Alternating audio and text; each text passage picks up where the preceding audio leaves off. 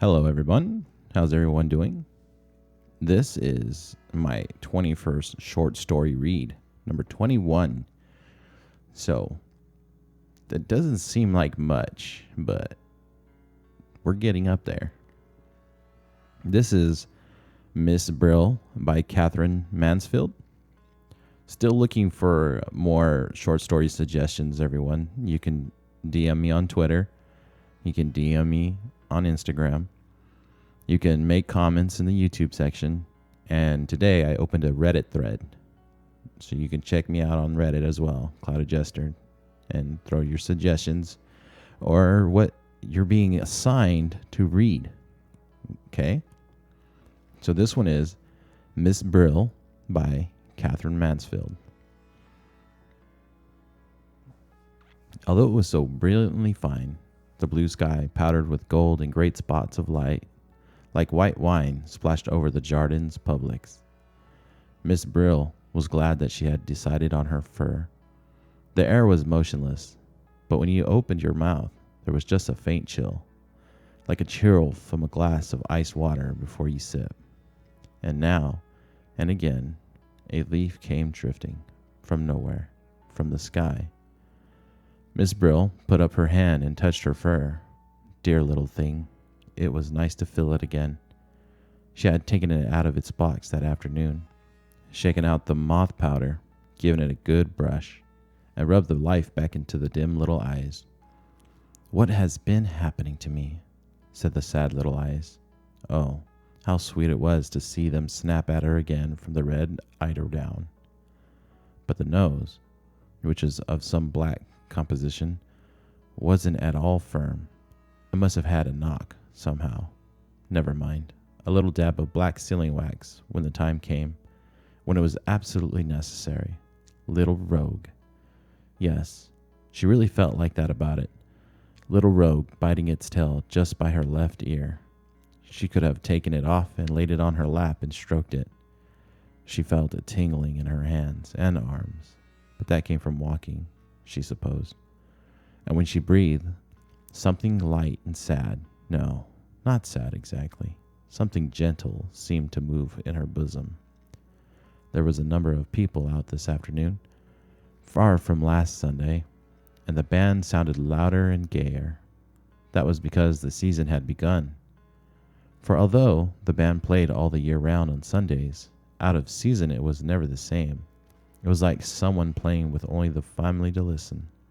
It didn't care how it played if there weren't any strangers present. Wasn't the conductor wearing a new coat, too? She was sure it was new. He scraped with his foot and flapped his arms like a rooster about to crow, and the bandsmen sitting in the green rotunda blew out their cheeks and glared at the music. Now there came a little fluty bit, very pretty, a little chain of bright drops. She was sure it would be repeated. It was. She lifted her head and smiled. Only two people shared her special seat, a fine old man in a velvet coat, his hands clasped over a huge carved walking stick, and a big old woman sitting upright with a roll of knitting on her embroidered apron. They did not speak. This was disappointing, for Miss Brill always looked forward to the conversation. She had become really quite expert, she thought, at listening as though she didn't listen, at sitting in other people's lives just for a moment while they talked around her. She glanced sideways at the old couple. Perhaps they would go soon. Last Sunday, too, hadn't been as interesting as usual. An Englishman and his wife, he wearing a dreadful Panama hat and she button boots, and she'd gone on the whole time about how she ought to wear spectacles. She knew she needed them, but that it was no good getting any. They'd be sure to break, and they'd never keep on. And he'd been so patient. He'd suggested everything, gold rims, the kind that curved round your ears, little pads inside the bridge. No, nothing would please her. They'll always be sliding down my nose. Miss Brill had wanted to shake her. The old people sat on the bench, still as statues. Never mind, there was always the crowd to watch, to and fro, in front of the flower beds and the band rotunda. The couples and groups paraded, stopped to talk, to greet, to buy a handful of flowers from the old beggar who had his tray fixed to the railings. Little children ran among them, swooping and laughing. Little boys with big white silk bows under their chins. Little girls, little French dolls, dressed up in velvet and lace, and sometimes a tiny staggerer came suddenly rocking into the open from under the trees, stopped, stared, as suddenly as sat down, flop, until its small, high-stepping mother, like a young hen, rushed scolding to its rescue.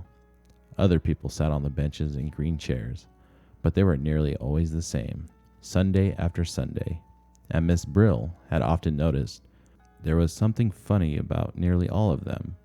They were odd, silent, nearly all odd, and from the way they stared, they looked as though they'd just come from dark little rooms, or even cupboards.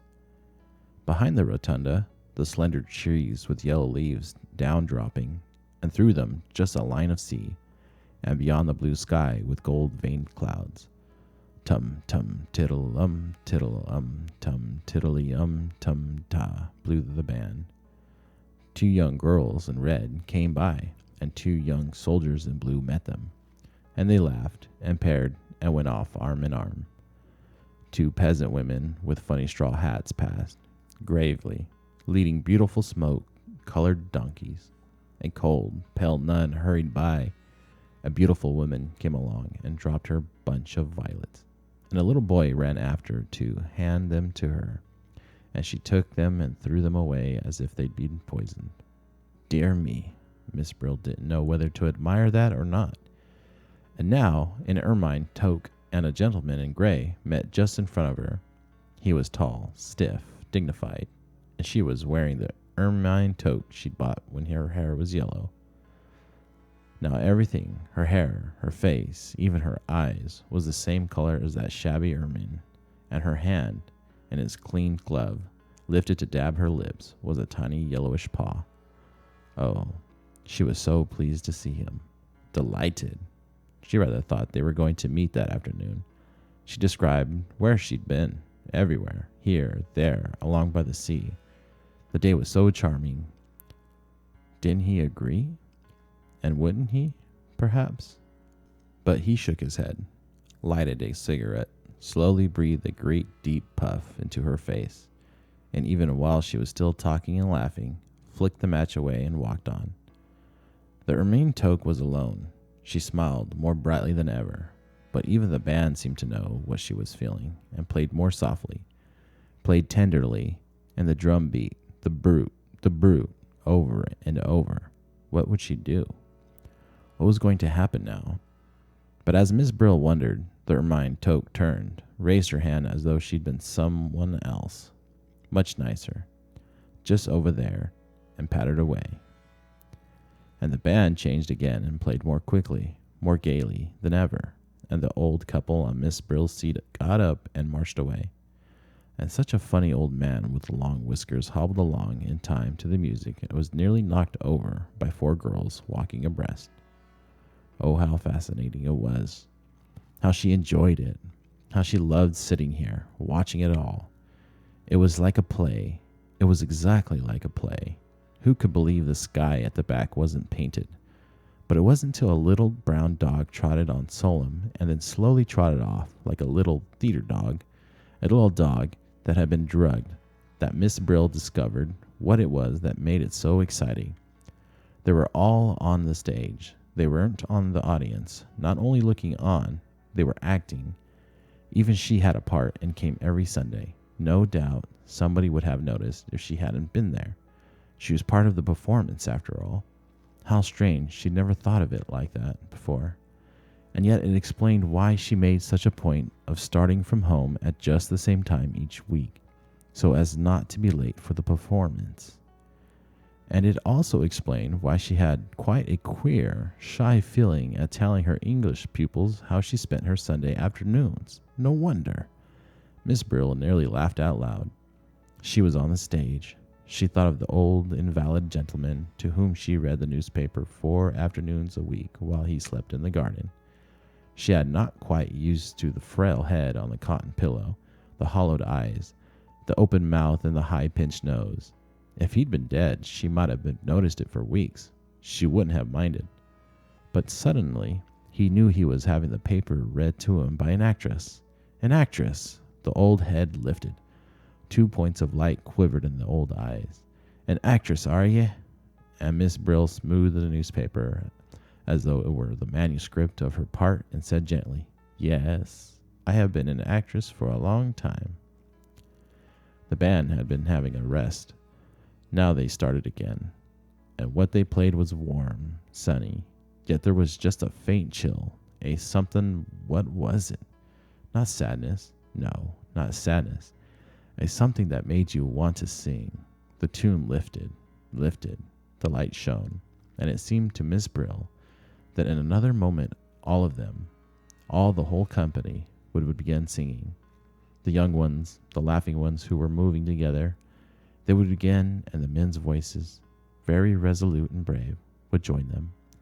And then she too, and the others on the benches, they would come in with a kind of accompaniment, something low, that scarcely rose or fell, something so beautiful, moving. And Miss Brill's eyes filled with tears, and she looked smiling at all the other members of the company. Yes, we understand, she thought, though what they understood she didn't know. Just at that moment, a boy and girl came and sat down where the old couple had been. They were beautifully dressed. They were in love. The hero and the heroine, of course, just arrived from his father's yacht, and still soundlessly singing, still with that trembling smile. Miss Brill prepared to listen. "No, not now," said the girl. "Not here, I can't." "But why?" "Because of that stupid old thing at the end there?" asked the boy. "Why does she come here at all? Who wants her? Why doesn't she keep her silly old mug at home?" "It's her fur, which is so funny," giggled the girl. "It's exactly like a fried whiting." "Ah, be off with you," said the boy in an angry whisper. Then, "Tell me, ma petite chérie." "No, not here," said the girl. "Not yet." On her way home, she usually bought a slice of honey cake at the baker's. It was her Sunday treat. Sometimes there was an almond in her slice, sometimes not. It made a great difference. If there was an almond, it was like carrying home a tiny present, a surprise, something that might very well not have been there. She hurried on the almond sundaes and struck the match for the kettle in quite a dashing way. But today, she passed the baker's by, climbed the stairs, went into the little dark room, her room like a cupboard, and sat down on the red eiderdown.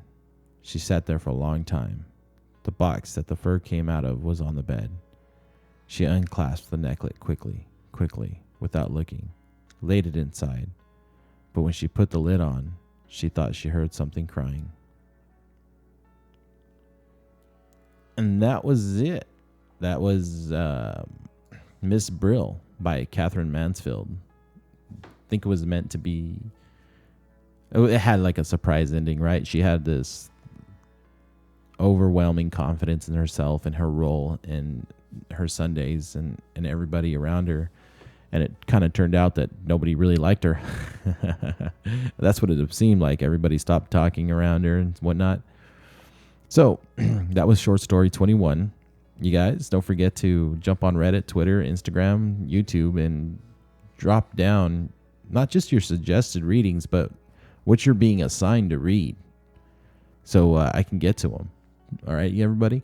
I don't have to just pick ones. You know what I mean? I can start reading others. I think we're going to get into poems here pretty soon, my classes in particular. So I might be doing some poems here coming up. All right, everybody. See you later.